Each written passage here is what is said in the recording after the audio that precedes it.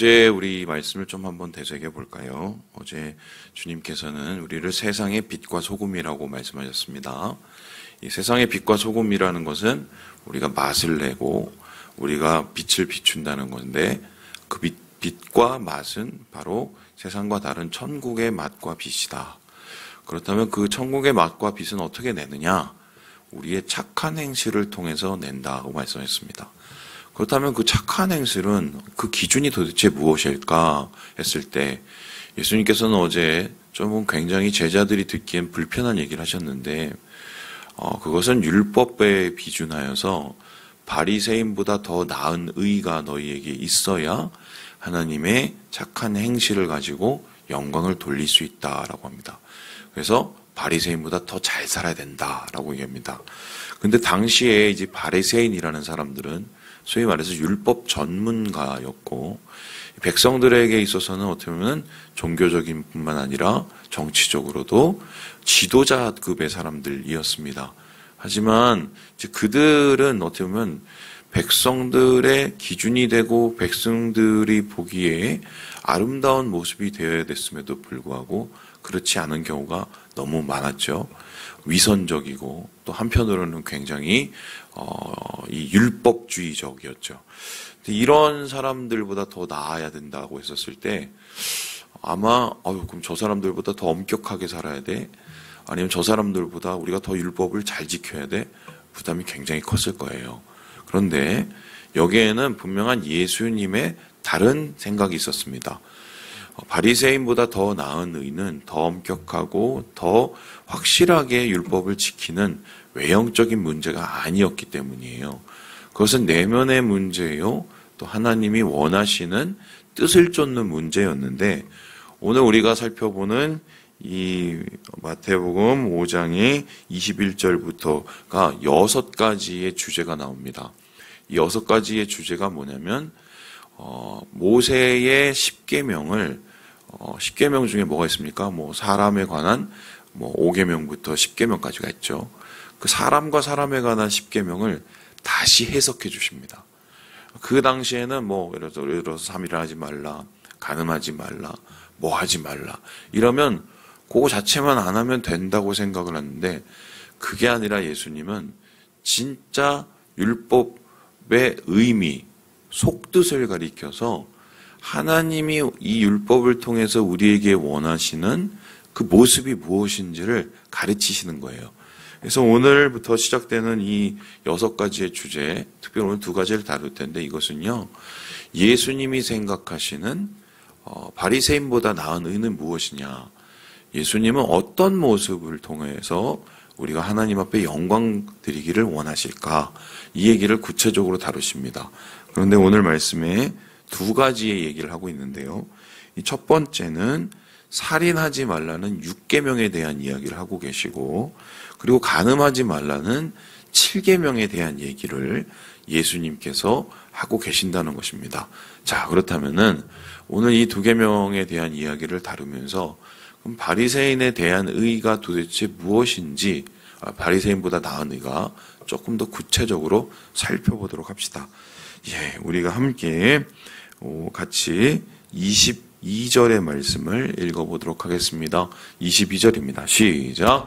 나는 너희에게 이르노니 형제에게 노하는 자마다 심판을 받게 되고 형제를 대하여 나가라 하는 자는 공회에 잡혀가게 되고 미련한 놈이라 하는 자는 지옥불에 들어가게 되리라. 오늘 예수님께서는 이 살인에 대한 이야기를 하시면서 살인은 어떻게 합니까? 물리적으로 어떤 사람들에게 폭력을 가해서 어떻게 해요? 그 사람의 목숨을 끊어놓는 것을 뜻하죠. 그런데 단순히 사람 목숨 끊는 것이 아니라 그 이상의 의미를, 그 이상의 영역을 확장시키고 있습니다. 그 확장시킨다는 것은 어떤 의미냐면 이런 겁니다. 오늘 말처럼 라가, 그 다음에 미련한 놈, 이런 얘기가 나오는데요. 이게 뭐냐면 라가는 오늘날로 말하면 우리가 흔히 쓰는 욕이에요, 욕. 근데 이게 웃으면서 쓰면은 친근한 표현도 되고, 근데 반면에 화내면서 거기다가 이 쌍시옷이나 이런데 강조의 의미를 두면은 굉장히 기분 나쁜 욕이 되는 좀 그런 애매한 욕입니다. 근데 그런 욕, 그리고 뭐 미련한 놈이라는 욕, 이것도 좀 되게 애매한 욕인데, 이러한 언어적 폭력까지 곧 살인이라고 얘기합니다. 이 소리는 뭐냐면 단순히 때려갖고 놀러와 한 대 얻어 터져서 죽이는 이 죽임뿐 아니라 말로 그 사람을 죽이는 거죠. 뭐 이거를 영혼을 태운다고 하더라고요. 이 영혼을 태우는 문제까지 이게 곧 살인이라고 예수님께서 말씀을 하십니다. 그래서 단순한 물리적 폭력에서 심리적 폭력, 언어적 폭력 확장시켜 나가시는 거죠. 오늘날에 보면은 참 힘든 상황 속에서 극단적인 선택을 하시는 분들이 많아요. 극단적인 선택을 하시는 분들의 이 삶을 살펴보면 이런 거예요. 이렇게 자꾸 심리적으로 몰리기 시작하면서 어느 사람의 말 한마디가 마음에 꽂히고 그 말을 해결을 못하다가 그것 때문에 안타까운 결말을 보는 경우가 많거든요. 뭐 오늘날은 뭐 사이버 댓글, 뭐 폭력 이런 거 많이 얘기를 하죠. 그래서 단순히 우리가 우리의 어떤 폭력을 통해서 사람을 죽이는 게 아니라 그 사람으로 하여금 스스로 죽게 만드는 폭력도 이건 분명히 살인인 거예요. 그래서 예수님께서는 이 사람들을 향해서 뭐냐면 심판을 받는다. 그리고 사내들인 공회, 한마디로 재판을 받는다. 그리고 지옥불에 들어간다라고 어마어마한 말씀을 하십니다. 그러면 이런 얘기인데 말 한마디 잘못하는 것도 살인이라는 거예요. 아유, 그전에는 죽이지만 않으면 되는데 이제는 말도 제대로 못하는, 야, 이렇게 살라는 거야? 뭐 이렇게 생각이 됩니다. 그런데 뭐 여기도 이제 간음하지 말라에 대한 얘기도 똑같은데요. 우리 함께 28절의 말씀을 같이 한번 읽어보겠습니다. 28절입니다. 시작. 나는 너희에게 이르노니 음욕을 품고 여자를 보는 자마다 마음에 이미 간음하느니라. 그 예전에는 뭐냐면 실제로 가서 결혼한 사람이 그 결혼한 그 대상, 그러니까 뭐 배우자 대신에 다른 여자를 만나고 다른 여자하고 소위 말해서 육체적인 관계를 맺는 거를, 그걸 우리는 뭐라고 했습니까? 간음이라고 했습니다. 그러면 이런 거예요. 내가 그 여자에 대해서 막 개인적으로 막 좋아하고 막 음란한 막 생각을 품고 음욕을 품었다고 생각을 해봅시다. 그래도 어떻게 해요? 가서 그 여자랑 뭔 일만 없으면은 간음이 아니었어요. 그게 이제 십계명에 준하는 거죠. 그래서 이제 그 바리새인들이 내려오는 이 얘기에 뭐라 있냐면 이런 얘기가 있는데, 이제 뭐 그 남자들이 보통 이제 뭐 이렇게 몽정이라든가 아니면은 뭐 어떤 여인에 대한 뭐 꿈을 꾸지 않습니까? 그런 꿈을 꾸면은 어떻게 생각을 하냐면 또 좋아했대요. 왜 좋아했냐? 아, 내가 이런 욕구를, 성욕을 내가 잘 참아내갖고 이렇게 이 꿈으로 보았으니까 내가 이만큼 잘한 거야. 이렇게 생각을 했다는 겁니다. 그런데 예수님께서는 그것도 뒤집어 버려요. 어떻게요? 머릿속에서 생각만 해도 그게 뭐다? 간음이라고 얘기합니다. 여러분, 이렇게 따지면은 누가 간음하지 않은 사람이 어디 있겠어요? 어디 있겠어요? 특히 요즘에 뭐 TV 틀어보면은 워낙 뭐 휘황찬란한 이 화면들이 지나가고, 그리고 뭐 여러분 알겠지만 뭐 마음만 뻗어도 소위 말해서 속으로 죄를 짓는 게 얼마나 많이 있습니까? 그런데 이런 것을 다 음욕이라고 한다. 이것을 다 가리켜서 간음이라고 한다. 이거는 솔직히 말해서 안 걸리는 사람이 없는 거예요. 그래서 더 예수님께서는 황당한 얘기를 하시는데 이렇게 얘기를 하십니다. 우리 함께 29절의 말씀을 같이 한번 읽어보겠습니다. 29절입니다. 시작. 만일 내 오른 눈이 너로 실족하게 하거든 빼어내버리라. 내 백체 중 하나가 없어지고 온몸이 지옥에 던져지지 않는 것이 유익하며. 아까는 뭐 라가라고 미련한 놈이라 하면은 뭐 심판불 들어가고 막 공회에 들어가고 이런 얘기를 하셨는데, 이제 예수님께서는 여기에 대해서 하나 더 보태십니다. 니네 아주 그 음욕만 품어봐. 야, 그럼 어차피 뭐 그거 죄져 갖고 그거 십계명 지면 니네가 보응을 받아야 되는데, 차라리 그러니 뭐예요? 그렇게 바라보는 눈을 어떻게 해요? 빼버리래요. 그리고 이 그 다음 절에 보니까 어떻게 합니까? 손을 어떻게 해요? 아예 실족하게 하다 어떻게 찍어내버리래요. 아마 그렇게 따지면 이제 내일 교회 오실 때 다 이러고 오실 거예요. 그죠? 우리가 그렇게 죄 짓는 사람들인데. 그래서 이제 학자들은 어떻게 생각하냐면, 야, 이거 예수님께서 강하게 표현하시려고, 좀 뭔가 좀 확실하게 표현하시려고 이렇게 강조의 어법을 쓰신 거야. 이렇게 얘기하시는 분이 있습니다. 그렇게 얘기하시는 분이 많긴 하지만 중요한 거는 나 지금 그냥 과장을 보태서 얘기하는 거야 라고 예수님께서 말한 게 하나도 없어요. 예수님이 뻥친 게 아니에요. 과장한 게 아니에요. 자, 예수님은 이런 정말 진심으로 얘기를 하시는 거예요. 그렇다면은 바리새인보다 나은 야, 이거를 그러면은 내면을 이렇게 다 드러내서 이렇게 하면 누가 이거 안 걸리고 누가 이걸 지키겠어? 뭐 이렇게 우리가 생각할 수 있습니다. 그런데 예수님께서 이렇게까지 말씀하신 이유가 뭡니까? 이런 겁니다. 제가 어제 밥상 얘기했죠. 겉으로만 지키는 척 하는 것도 사실 쉽진 않지만 그렇게 하는 게 하나님이 보시기에 어떻겠냐는 거예요. 제가 이스라엘에 갔었을 때, 아브라함의 묘를, 무덤을 이제 보러 갔어요. 갔더니, 그냥 이제 딱딱딱 들어갔는데, 들어가면 안 된대요. 그래서, 왜요? 그랬더니, 모자를 쓰래요, 모자를. 그래서, 왜요? 그랬더니, 그래서 이게 뭔 소리야? 그래서 물어보니까, 하나님이 위에서 보셔서, 감히 네 머리를 이렇게 보이면 안 된대. 꼭 제가 모자를 탁 쓰고 갔어요. 근데 제가 거기 갈 때 이 갈대 모자 같은 거 쓰고 갔거든요. 이렇게 탁 쓰고 갔는데 아니 위에서 하나님이 이렇게 내려보시는 거는 생각을 하면서 하나님이 우리 마음 보는 건 생각을 안 해요. 그죠? 그러니까 겉으로는 막 웃고 아유 형제님 사랑합니다 이러면서 속으로는 이 삐리리야 하나님 다 아시거든요. 또 막 겉으로는 막 경건한 척하면서 내 마음속에서 뭐 별의별 음란한 생각을 다 하나님 다 아시거든요. 그래서 주님께서는 이러한 상황을 통해서 뭘 얘기하냐면 우리가 얼마나 역악한지를 깨달아야 되고요. 하나님이 이걸 다 아신다는 걸 깨달아야 되고요.